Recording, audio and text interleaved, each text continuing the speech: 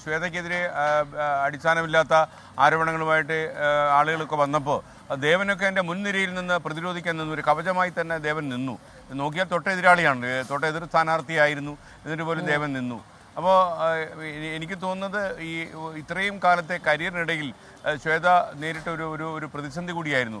അപ്പോൾ ശ്വേത ഇതിനകത്ത് നിയമ നടപടികളുമായിട്ട് മുന്നോട്ട് പോകുമോ? കാരണം ഇങ്ങനെയുള്ള കാര്യങ്ങൾ ആൾക്കാർ ചെയ്യാൻ പാടില്ല. കാരണം ഒരു ആർട്ടിസ്റ്റ് ആയതുകൊണ്ട് അവർക്കൊരു വികാരവും ഇല്ലാത്ത ജീവിയാണ് എന്ന് ചിന്തിക്കാൻ പാടില്ലല്ലോ. കാരണം ആർട്ടിസ്റ്റ് ആകുമ്പോൾ കുറച്ചുകൂടെ സെൻസിറ്റീവ് ആകും എന്ന് നമുക്കറിയാം. അപ്പോൾ ഇങ്ങനെയുള്ള ആളുകളോട്, ഇങ്ങനെയുള്ള സമീപനങ്ങളോട് ശ്വേതാ മേനോൻ എന്നുള്ള അഭിനേത്രി, പ്രസിഡന്റ് എടുക്കുന്ന നിലപാടുകൾ എന്തായിരിക്കും? അല്ല ശ്രീയേട്ട, ബേസിക് പേഴ്സണാലിറ്റി എന്ന് പറഞ്ഞാൽ ഞാൻ വെറുതെ ചെറിയ ചെറിയ കാര്യങ്ങൾ അങ്ങനെ ഗവനിക്കാറില്ല. പക്ഷേ ഇതൊക്കെ ഞാൻ നിസ്സാരമായിട്ട് കരുതുന്നില്ല. ഇത് ഞാൻ ശക്തമായിട്ട് ലീഗൽ വേ തന്നെ പോയിക്കൊണ്ടിരിക്കുകയാണ്. ഓൾറെഡി ഇത് കോർട്ടിലാണ്. ആൻഡ് ഇത് ആരാണെങ്കിലും ഞാൻ പറയുന്നത് നമ്മൾ നമ്മുടേതായ ഫൈറ്റ് എടുത്തേ പറ്റൂ, ചെയ്തേ പറ്റൂ.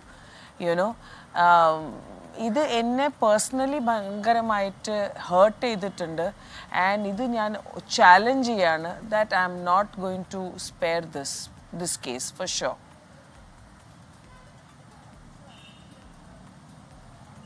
അല്ല, എനിക്കറിയാം ശ്വേത എത്രമാത്രം മാനസികമായി തളർന്നു പോയെന്ന്. കാരണം ഞാൻ ഇടയ്ക്ക് ശ്വേതയെന്ന് വിളിക്കുമ്പോൾ ശ്വേതയ്ക്ക് സംസാരിക്കാൻ പോലും പറ്റാത്തൊരു മാനസികാവസ്ഥയിലായിരുന്നു. അപ്പോൾ ഞാനൊരു വാർത്തയ്ക്ക് വേണ്ടി സമീപിച്ചതുമല്ല. ഞാൻ എന്താണ് ശ്വേതാ മേനോൻ എന്നുള്ള അഭിനേത്രിയുടെ ഇപ്പോഴത്തെ അവസ്ഥ, ഇത്തരം പ്രതിസന്ധികളെ കരിയറിലുണ്ടാകുമ്പോൾ അതിനെ സധൈര്യം നേരിടണമെന്ന് ഒരു പ്രായമായ മനുഷ്യൻ എന്നുള്ള നിലയിൽ ഒന്ന് ഉപദേശിക്കാൻ വേണ്ടി വിളിച്ചതായിരുന്നു. അപ്പോൾ അപ്പോഴും എനിക്ക് ശ്വേതയുടെ ഒരു മാനസിക അവസ്ഥ കണ്ടിട്ട് എനിക്ക് വല്ലാത്ത സങ്കടം തോന്നി. കാര്യം പൊതുരംഗത്തൊക്കെ നിൽക്കുന്ന ഇങ്ങനെയുള്ള അഭിനേത്രികളൊക്കെ ഇങ്ങനെ ആളുകൾ ചവിട്ടി തേക്കാമോ എന്നുള്ള ഒരു ചോദ്യം ഉണ്ടാകുന്നു. എങ്ങനെയാണ് ശ്വേതയ്ക്ക് ആ ഒരു അവസ്ഥ കടന്നു പോകാൻ പറ്റി? ഇപ്പോൾ ശ്വേത ബോൾഡായിട്ടുണ്ട്, എനിക്കറിയാം. ഈ നിയമപരമായ നടപടികളുമായിട്ട് കരുത്തോടെ മുന്നോട്ട് പോകാനൊക്കെ തീരുമാനിക്കുമ്പോൾ ആ മനസ്സിൻ്റെ ഒരു ചാഞ്ചല്യമൊക്കെ മാറിയെന്ന് എനിക്ക് മനസ്സിലായി. അപ്പോൾ ആ സമയത്ത് എന്തായിരുന്നു ഒരു അവസ്ഥ? നമ്മുടെ ജനങ്ങൾ അറിയട്ടെ.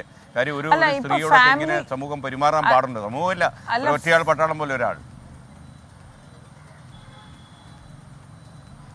അല്ല, ഒന്നാണെങ്കിൽ ആദ്യമായിട്ട് ഞാൻ 24-നെയും നന്ദി പറയാണ്, എല്ലാ ന്യൂസ് ചാനൽസിനെയും നന്ദി പറയാണ്. നന്നായിട്ട് മീഡിയ സപ്പോർട്ട് ചെയ്തിട്ടുണ്ട്. പിന്നെ എൻ്റെ പിന്നിൽ നിൽക്കുന്ന ഒരു വലിയൊരു എന്താ പറയുക, അമ്മ എന്ന സംഘടന ഫുൾ എൻ്റെ കൂടെ ഉണ്ടായിരുന്നു. ബാക്കി എല്ലാവരും ഉണ്ടായിരുന്നു. മാക്ട, എനിക്ക് സത്യം പറഞ്ഞാൽ പറയാൻ അറിയില്ല ആരൊക്കെയാണ്, ഞാൻ ചിലപ്പോൾ മറന്നു പോകും. ഫാൻസ് ഉണ്ടായിരുന്നു. പക്ഷേ ഇതെല്ലാം ഉപരി എൻ്റെ ഫാമിലി ഉണ്ടായിരുന്നു. I have to say thank you to my husband. ശ്രീ ഭയങ്കര കട്ടയ്ക്ക് എൻ്റെ കൂടെ നിന്നിട്ടുണ്ട്. അപ്പോൾ എന്താ പറയുക, അത് എപ്പോഴും ഫാമിലി ബാക്കിങ് എനിക്ക് നല്ല സ്ട്രോങ് ആയിട്ടുണ്ടായതുകൊണ്ടാണ് ഇന്ന് ഞാനിവിടെ ഇരിക്കുന്നത്. സോ അതിൻ്റെ ഭയങ്കര ഒരു സന്തോഷമുണ്ട്.